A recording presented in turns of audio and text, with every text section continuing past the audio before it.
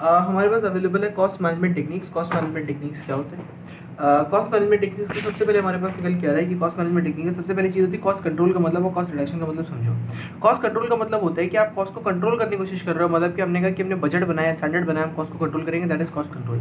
Cost reduction का मतलब होता है कि एक्चुअली हम कॉस्ट को कम करने की कोशिश करें, दैट इज कॉस्ट रिडक्शन। इसका स्कोप क्या हो सकता है? तो हमने कहा स्कोप क्या होता है, कॉस्ट को रिड्यूस कैसे कैसे कर सकते हो? प्रोडक्ट के डिजाइन से हम रिड्यूस कर सकते हो, डिजाइन के ऊपर काम कर लो, ऑर्गेनाइजेशन के स्ट्रक्चर को चेंज कर दो, एम्प्लॉयज को कम कर लो, ज्यादा कर लो, ऐसे करके आप चेंज कर सकते हो। फैक्ट्री का लेआउट, इक्विपमेंट का लेआउट के ऊपर काम कर सकते हो, या फिर production plan, programme and maintenance के ऊपर काम कर सकते हो। तो उसने कहा किस किस के ऊपर काम कर सकते हो? प्रोडक्ट के डिजाइन के ऊपर काम कर लेंगे, ऑर्गेनाइजेशन के ऊपर काम कर लेंगे, फैक्ट्री के लेआउट के ऊपर काम कर लेंगे, और हम प्रोडक्शन प्लान के ऊपर काम कर लेंगे। ठीक है, अच्छा, कॉस्ट रिड्यूस करने के लिए क्या क्या टेक्निक्स का इस्तेमाल करें? तो इसने कहा देखो, एक तो वैल्यू एनालिसिस यूज कर लेना। वैल्यू एनालिसिस यूज कर लेना मतलब, वैल्यू एनालिसिस का मतलब होता है कि वैल्यू कौन सी एक्टिविटीज अभी कौन सी वैल्यू एक्टिविटीज उनको रखो, जो नहीं है उनको हटा दो। बिजनेस प्रोसेस रीइंजीनियरिंग को यूज कर लो। बिजनेस प्रोसेस रीइंजीनियरिंग का मतलब क्या होता है? बिजनेस प्रोसेस रीइंजीनियरिंग का मतलब होता है जो आपने रेडिकल चेंज वाली पढ़ी है, कि भैया हम ना दोबारा सब कुछ सोचेंगे बैठ के क्या है, उसके बाद हम रेडिकल चेंज लेके आएंगे, उसके बाद आगे बढ़ाएंगे, वो हमारा बिजनेस प्रोसेस रीइंजीनियरिंग होता है। ठीक है, टारगेट कॉस्टिंग का मतलब क्या होता है? टारगेट कॉस्टिंग का मतलब होता है कि हम एक टारगेट सेट करने वाले कि कॉस्ट का इतना टारगेट रहेगा, ठीक है, उसके हिसाब से हम कर सकते हैं। ठीक है, कॉस्ट रिडक्शन के लिए हम टारगेट कॉस्टिंग समझ सकते हैं। काइजन का इस्तेमाल कैसे कर सकते हैं? हम कंटिन्यूसली इंप्रूव करते रहेंगे, इन्वेंटरी मैनेजमेंट का इस्तेमाल कर सकते हो। ठीक है, अच्छा, सबसे पहले हमारे पास निकल के आता है कॉस्ट रिडक्शन और कॉस्ट कंट्रोल के बीच में डिफरेंस क्या होता है? तो उसने कहा कॉस्ट रिडक्शन के अंदर या कॉस्ट कंट्रोल के अंदर आप कहेंगे क्वालिटी का अप्रोच का एप्लीकेबिलिटी के ये सारे डिफरेंसेस निकल के आते हैं, हम बात कर लेते हैं। कॉस्ट कंट्रोल की बात कर ली, टारगेट्स की बात कर ली, कॉस्ट रिडक्शन की बात कर ली। प्रोडक्ट डिजाइन से बदल सकते हो, ऑर्गेनाइजेशन के स्ट्रक्चर से बदल सकते हो, फैक्ट्री लेआउट से बदल सकते हो, और प्रोडक्शन प्लान से बदल सकते हो, इतना हमने कह दिया। ठीक है, ये अप्रोच है जो हम फॉलो कर सकते हैं, कोई टेंशन नहीं है। इन दोनों के बीच के डिफरेंसेस देख लेते हैं। तो हमने कहा इसके अंदर सेविंग होती है, इसके अंदर टेम्पररी सेविंग होती है, इसके अंदर क्वालिटी का ध्यान रखते हो, इसके अंदर क्वालिटी का ध्यान नहीं रखते हो। इसके अंदर मियर हम कह रहे हैं कि हम कंपैरिजन खेल रहे हैं, यहाँ पर रियल एंड परमानेंट सेविंग हो रही होती है। ये लेस डायनेमिक होता है क्योंकि कहीं ना कहीं ये मार्केट की बात ही नहीं करता, बजट से कंपेयर करता है। ये फुल्ली डायनेमिक होता है, ये प्रेजेंट कॉस्ट को लार्जली फ्यूचर कॉस्ट को लेता है, ये पास्ट बिहेवियर के ऊपर पूरा होता है कि पुराना आपका कंपैरिजन होता है। कॉस्ट कंट्रोल कॉम्पिटिटिव एनालिसिस के लिए सही है, इसने का एस्टैब्लिश स्टैंडर्ड के साथ करता है, और इसका जो फंक्शन होता है वो होता है कि सब्स्टिट्यूट बेस कैसे निकालो ताकि हम बेस को रिड्यूस कर सके, एक्सपेंसेस को रिड्यूस कर सके और प्रॉफिटेबिलिटी को बढ़ा सके। इतना ही आपके पास cost reduction and cost control के बीच में निकल के आया है। ओके, इसके बाद हमारे पास निकल के आ रहा है कि भैया टारगेट कॉस्टिंग का मतलब क्या होता है? टारगेट कॉस्टिंग का मतलब होता है कि हमने एक टारगेट सेट करना है कॉस्ट का। Target costing simply refers to a system और a mechanism that is put in place in order to determine a cost that is to be charge for a particular product with predetermine qualities के साथ pre determine features के साथ अगर कोई market में product लेके जा रहे हो उसके लिए क्या कॉस्ट टारगेट करोगे, उसको हम टारगेट कॉस्टिंग कहते हैं। ठीक है, अब हमारे पास निकल के आता है पहला इलस्ट्रेशन। इन्होंने कहा कि बताओ कि क्या कॉस्ट होगी, तो हमने कहा देखो क्या क्या यूज करते हो, 15% रॉयल्टी का है, 25% और चला जाएगा, यानी कि 100 में से 15% हटा दो, 100 का 25% हटा दो, यानी कि 60 रुपए मेरा एक तरीके से टारगेट कॉस्ट होना चाहिए। कॉस्ट अभी लग कितना रहा है? 8.5% ले लेना, 7 रुपए ले लेना, 24 रुपए ले लेना, सीधा 13.5 रुपए ले लेना, इन चारों को 8.5%, 7%, 24% और ये सारे ले लिए, और 0.6 इंटू 16 डिवाइड बाय 0.96 लेना, क्योंकि 4% सब स्टैंडर्ड क्वांटिटी है, तो ये तो आई गया होगा अभी तक, इतना हमने ले लिया। हमारे पास 63 तो 3 रुपए का हमें कॉस्ट रिड्यूस करना है। यहाँ पर इन्होंने कहा कि टारगेट कॉस्टिंग के लिए क्या स्टेप्स होते हैं, क्या देखो इंपॉर्टेंट कह भी सकते हो नहीं भी कह सकते हो, लेकिन ये याद नहीं हो सकते। इसने कहा कि और इसको मत ही पढ़ो, कोई बात नहीं, छोड़ देते हैं। चलो आगे बढ़ाते हैं। प्रोज और कॉन्स क्या होते हैं टारगेट कॉस्टिंग के? मान लो हमने कहा कि हमने टारगेट कॉस्टिंग लगा दी, इसका मतलब क्या निकल के आएगा? 4 मार्क्स के लिए आ सकता है ये। प्रो क्या होता है टारगेट कॉस्टिंग का? टारगेट कॉस्टिंग का प्रो ये होता है, इसके बेनिफिट ये होते हैं कि भैया हमें पता होता है एक तो एक्चुअल सेविंग इन कॉस्ट निकल के आने वाली, ठीक है, क्वालिटी को मैनेज कर लेंगे, क्वालिटी को मेंटेन कर लेंगे, प्रोएक्टिव अप्रोच हम लेके चल रहे हैं। इसने कहा रियल सेविंग निकल के आने वाली, प्रोएक्टिव अप्रोच चल रहे हो, ठीक है, रियल सेविंग निकल के आएगी, प्रोएक्टिव अप्रोच चल रहे हो, इनोवेशन वगैरह प्रोडक्ट में लेके आओगे तभी तो आप रियल सेविंग कर पाओगे। ठीक है, प्रोडक्ट की लाइफ को एनहांस करेगा, वैल्यू एडेड पे ध्यान दो, नॉन वैल्यू को हटाओगे, नॉन वैल्यू एडेड को हटाओगे तभी तो काम चलेगा, और market driven approach towards cost आप चलाते हो। तो इसने कहा प्रो क्या होता है, एक तो प्रोएक्टिव अप्रोच होती है, प्रोएक्टिव अप्रोच होती है आप पहले से बैठ के सब कुछ सोच रहे होते हो, उसके बाद आपकी रियल सेविंग होती है, कोई कंपैरिजन वाली सेविंग नहीं होती, डायनेमिक होता है, और साथ में प्रोडक्ट के इनोवेशन के ऊपर काम करना चाहते हो, वैल्यू एडेड एक्टिविटीज को ध्यान में रखोगे, प्रोडक्ट की लाइफ साइकिल को एनहांस कर देते हो। कॉन्स क्या होते हैं यार? बहुत ज्यादा ना मेहनत करनी पड़ती है इसके ऊपर, यही इसका कौन है सबसे बड़ा। तो इन्होंने कहा हो सकता है कि क्वालिटी रिड्यूस हो जाए, ठीक है, फोरकास्टिंग के ऊपर, एस्टिमेट के ऊपर बहुत ज्यादा मेहनत करता है, ठीक है, और डेवलपमेंट प्रोसेस बहुत ज्यादा लेंथन हो सकती है। इसके अंदर हमने कहा कि हो सकता है कि ऑर्गेनाइजेशन के जो बंदे एक दूसरे पे ही उंगली उठा रहे हो, तो फिंगर प्रिंटिंग हो रही है ऑर्गेनाइजेशन के अंदर, और difficult to reach a consensus on the proper design, कि क्या हमें डिजाइन करना चाहिए, क्योंकि आपने कहा था सबसे पहले कि कॉस्ट को रिड्यूस करने के लिए कॉस्ट का डिजाइन भी कर सकते हो, प्रोडक्ट का डिजाइनिंग यूज कर सकते हो। हम क्या डिजाइन लेके आए ताकि हमारे प्रोडक्ट का कॉस्ट इंप्रूव हो जाए या रिड्यूस हो जाए, तो हम उसके लिए क्या करेंगे, यहाँ पर निकल के आता है। फिर एक केस सिनेरियो आता है, identify the strategy which care has adopted for Zingaro bike. Zingaro bike के लिए उसने क्या स्ट्रैटेजी ऑप्टेड करी, तो हमने जिंगारो बाइक के बारे में पढ़ना। तो जिंगारो बाइक के लिए उसने कहा है कि बाइक एल्यूमिनियम वगैरह के लिए ऑप्टेन करी है, स्टेक फ्यूल एफिशिएंट है, सारा का सारा किया है, टारगेट कॉस्टिंग टेक्निक का इस्तेमाल किया है। तो हम सिंपल कहते हैं कि मेंटेनिंग ऑफ टारगेट प्राइस का इस्तेमाल करके इन्होंने टारगेट कॉस्टिंग टेक्निक का इस्तेमाल किया है। ठीक है, लो कॉस्ट स्ट्रैटेजी का इस्तेमाल किया है मोस्ट अफोर्डेबल प्राइस के लिए। ठीक है, और इशू और चैलेंजेस के क्या है इसके, इन्होंने कहा टारगेट प्राइस को मेंटेन करना, एनवायरमेंटल इशू निकल के आएगा, सेफ्टी इशू आएगा, सर्विस का इशू आएगा, ड्यूरेबिलिटी का, ग्लोबल का इशू आएगा। अच्छा, टारगेट कॉस्टिंग प्रॉफिटेबिलिटी का इंपैक्ट आता है, हमारी करेक्ट प्राइसेस अगर होंगे तो कोई दिक्कत नहीं है, लॉन्ग टर्म के लिए चलेगी, कोई दिक्कत नहीं है इससे। कौन कौन के लिए मोस्ट यूजफुल है, मैन्युफैक्चरिंग के लिए मोस्ट यूजफुल है। किसके लिए दिक्कत है, फास्ट फूड के लिए दिक्कत होती है, केमिकल प्रोडक्शन के लिए दिक्कत होती है। ओके, इसके बाद कैसे यूज कर सकते हो, तुमने कहा वैल्यू एनालिसिस कर लेना या फिर आप वैल्यू इंजीनियरिंग कर सकते हो, दोनों में फर्क क्या होता है। वैल्यू एनालिसिस का मतलब होता है एक प्लान्ड साइंटिफिक अप्रोच जो होती है कॉस्ट को रिड्यूस करने के लिए, जो रिव्यू करती है material composition of a product या प्रोडक्ट के डिजाइन को, उसको वैल्यू एनालिसिस कहते हैं। यानी कि एक तरीके से हम वैल्यू एडेड एक्टिविटीज को देखना चाह रहे हैं। ठीक है, वैल्यू इंजीनियरिंग का मतलब क्या होता है, application of value analysis to new product. इस वैल्यू एनालिसिस को नए प्रोडक्ट पे अगर लगा दोगे तो उसको वैल्यू इंजीनियरिंग कहते हैं। ठीक है, फिर हमने कहा क्या क्या हम चीजें ध्यान रखेंगे, क्या हम कुछ प्रोडक्शन प्रोसेस को एलिमिनेट कर सकते हैं, क्या हम कुछ डिफेक्ट्स को एलिमिनेट कर सकते हैं, क्या डिजाइन को अल्टर कर सकते हैं, क्या सप्लायर की मदद ले सकते हैं, क्या कंबाइन कर सकते हैं कुछ को, क्या सब्स्टिट्यूट कर सकते हैं पार्ट्स को। ये सारे के सारे क्वेश्चन एक नजर मार लोगे आपके कवर हो जाएंगे, कोई टेंशन नहीं है इसके अंदर। फिर हमारे पास निकल के आता है सेकंड क्वेश्चन कह रहा है कैलकुलेट द एक्सपेक्टेड। ये क्वेश्चन पहले चैप्टर में भी ऐसे ही था, एक बार देख लो। तो y = a into x raised to b, log दोनों साइड अगर आप लगाओगे तो क्या वैल्यू निकल के आएगी, इसकी वैल्यू डायरेक्टली दे रखी है, इसको डायरेक्टली पुट कर दिया, लॉग नहीं लगाया इस क्वेश्चन में। ठीक है, अच्छा, वैल्यू एनालिसिस और फंक्शनल एनालिसिस। फंक्शनल एनालिसिस नए प्रोडक्ट के लिए इस्तेमाल करते हो, वैल्यू एनालिसिस पुराने के लिए इस्तेमाल कर सकते हो। वैल्यू एनालिसिस में इसके कॉस्ट रिडक्शन की बात होती है, प्रॉब्लम सॉल्विंग की बात होती है, और फंक्शनल एनालिसिस के लिए हमने कहा नई डिजाइन लगा देते हैं नए प्रोडक्ट के ऊपर, उसको फंक्शनल एनालिसिस कहते हैं, कोई दिक्कत नहीं। चलो आगे बढ़ाते हैं, हम लाइफ साइकिल कॉस्टिंग की बात करते हैं। लाइफ साइकिल कॉस्टिंग का मतलब क्या होता है, लाइफ साइकिल कॉस्टिंग का मतलब होता है प्रोडक्ट की 4 लाइफ साइकिल होती है, इंट्रोडक्शन, ग्रोथ, मैच्योरिटी, डिक्लाइन। ठीक है, इंट्रोडक्शन का मतलब क्या होता है, ये सारा का सारा छोड़ सकते हो आप, डायरेक्टली यहाँ पर आ जाओ। हमने कहा introduction, growth, maturity, decline. Introduction में हम क्या करेंगे, इंट्रोडक्शन में सेल्स मेरी कम होती है, फिर मेरी बढ़ती है, फिर मेरी पीक पे जाती है, फिर मेरी डिक्लाइन कर जाती है।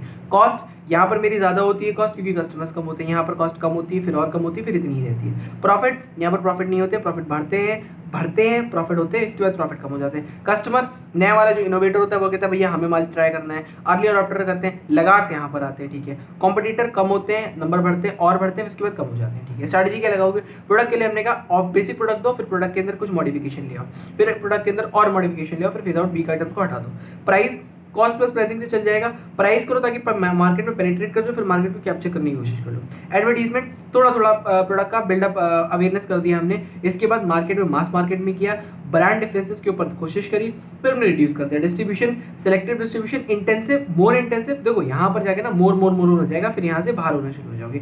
यहाँ पर शुरुआत करी, मोर हुए और मोर हुए, फिर बाहर हो गए, ऐसे करके। सेल्स प्रमोशन, अच्छा खासा सेल्स प्रमोशन करो, इन्होंने कहा कम कर दो, फिर उन्होंने कहा थोड़ा बड़ा, फिर उन्होंने कहा मिनिमम लेवल पे ले, एक नजर मारोगे आ जाए तो ठीक है, नहीं तो कोई बात नहीं।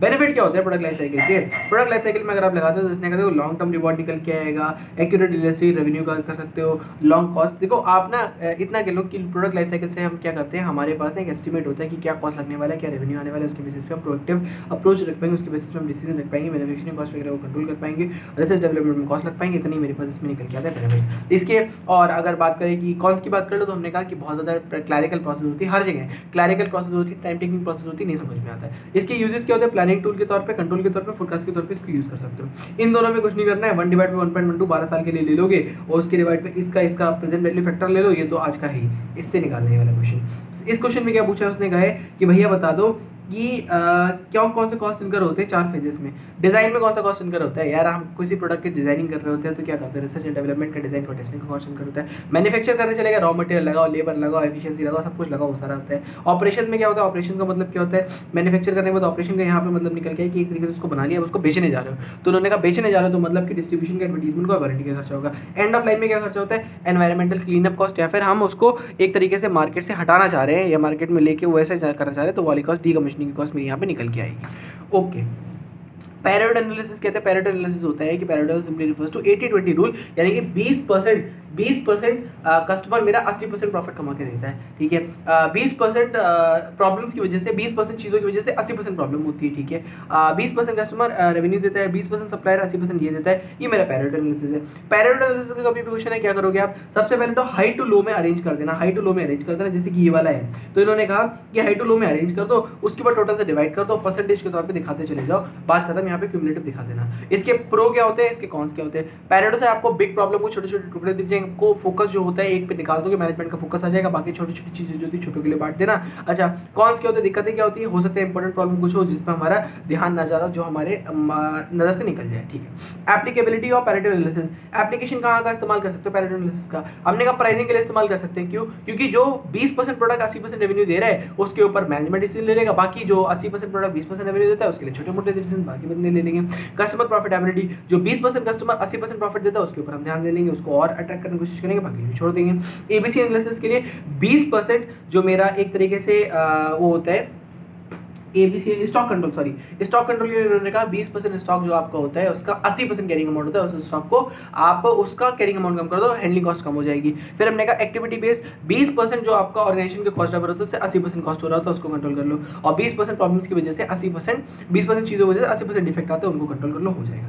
ईएमए एनवायरमेंटल मैनेजमेंट अकाउंटिंग की बात करते हैं। एनवायरमेंटल मैनेजमेंट अकाउंटिंग का मतलब क्या होता है? एनवायरमेंटल मैनेजमेंट अकाउंटिंग का मतलब होता है कि आप अकाउंटिंग करना चाह रहे हो लेकिन एनवायरमेंट के खर्चों को ध्यान में रखना चाहते हो। कन्वेंशनल अप्रोच क्या होती है? इंटरनल खर्चा होता है एनवायरमेंट का, एक्सटर्नल होता है। इंटरनल यानी कि जो फर्म ने खर्च कर दिया, यानी कि फर्म ने क्या खर्च कर दिया, ईएमए की खर्चा, तो इन्होंने कहा फर्म ने क्या वेस्ट को डिस्पोज किया, रेगुलेटरी का खर्चा किया, अपफ्रंट बैकएंड का खर्चा किया, सारा इंटरनल एनवायरमेंट कॉस्ट होता है। और दूसरा एक्सटर्नल का मतलब क्या होता है? हम अगर पैसा खर्च कर रहे हैं, हमने पैसा नहीं खर्च किया, हमने क्या किया, हमने सोशल को, सोसाइटी को जो खर्चा हो रहा है, जैसे कि हमने वाटर को यूज किया, हमने वेस्ट को बिना क्लीन अप करे अगर डिस्चार्ज कर दिया, या सॉइल इरोजन कर रहे हैं, फॉरेस्ट डिग्रेडेशन कर रहे हैं, वो सारे सारे एक्सटर्नल एनवायरमेंट कॉस्ट के अंदर आता है, ठीक है। फिर हमने कहा यूएस ईपीए एक एजेंसी है, वो कहती है कि 4 तरह के खर्चे होते हैं। कौन कौन से खर्चे होते हैं? एक आती है देखो आपके पास कन्वेंशनल कॉस्ट, एक होती है पोटेंशियली हिडन कॉस्ट, एक होती है कंटीजेंट कॉस्ट, एक होती है relationship and corporate image cost. मतलब कंटीजेंट का मतलब हो भी सकती है, नहीं भी हो सकती, फाइन का खर्चा है, पेनल्टी खर्चा हो भी सकता है, नहीं भी हो सकता, दिख नहीं रहा है। कन्वेंशनल का मतलब जो आपका खर्चा होता ही होता है, जैसे कि आप रॉ मटेरियल को यूज करते हो, ये सारा का सारा खर्चा एनवायरमेंट के लिए है ना, रॉ मटेरियल का इस्तेमाल तो करोगे, सर्वाइव तो करोगे,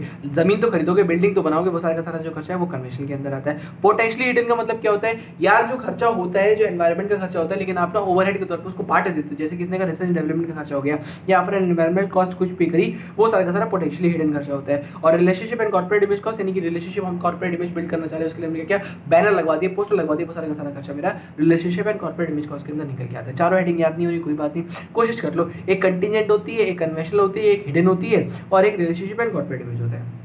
आंसर है मेंडोजा का एक बार आ चुका है कि एनवायरमेंटल प्रिवेंशन कॉस्ट हम प्रिवेंट करने की कोशिश करें तो उसके लिए जो हमारा खर्चा हो गया, जैसे कि हमने कहा कि हमने पॉल्यूशन कंट्रोल इक्विपमेंट लगवाया, ये लगवाया, वो लगवाया, उसके लिए अप्रेजल, जो भैया हमने इक्विपमेंट डाला है वो इक्विपमेंट काम भी कर रहा है कि नहीं कर रहा है, उस चीज़ को चेक करने के लिए हमने जो खर्चे किए, जैसे कि हमने कहा रेगुलेटरी कंप्लायंस किया, मॉनिटर किया, टेस्ट किया, इंस्पेक्शन करवाया, ये सब करवाया, ऑडिट करवाया, ये मेरा एनवायरमेंटल अप्रेजल लॉस के अंदर आता है। इंटरनल फेलियर, एक्सटर्नल फेलियर क्या होता है? इंटरनल फेलियर का मतलब होता है अंदर ही अंदर हमने क्या किया, हम फेल हो गए। कैसे? हमने कहा वाटर ना हमारा जो बर्बाद हो गया है, अभी हमने डिस्चार्ज नहीं किया, वाटर जो निकल के आया है उसके ऊपर जो हम खर्चा कर रहे हैं एक तरीके से, या रिसाइकिल कर रहे हैं स्क्रैप के ऊपर, या डिस्पोज कर रहे हैं टॉक्सिक मटेरियल को, उसका जो खर्चा है वो इंटरनल फेलियर के अंदर आता है। और आप जाके मार्केट में खोल के चले जाते हो नाले में, आपने नाले को नदी से कनेक्ट कर दिया, या फिर आपने क्या किया, आपने लैंड को दोबारा रिस्टोर करने का खर्चा हो रहा है, तो वो आपका एनवायरमेंटल एक्सटर्नल कॉस्ट के अंदर निकल के आता है। ठीक, अब आपके पास आता है कैसे कैसे मेजर कर सकते हो। तो इन्होंने कहा इनपुट आउटपुट एनालिसिस का मतलब होता है कितना इनपुट किया, कितना आउटपुट निकल के आया। फ्लो अकाउंटिंग, क्या फ्लो था, चलो लाइफ साइकिल छोड़ दो, एक्टिविटी छोड़ दो, कोई दिक्कत नहीं है।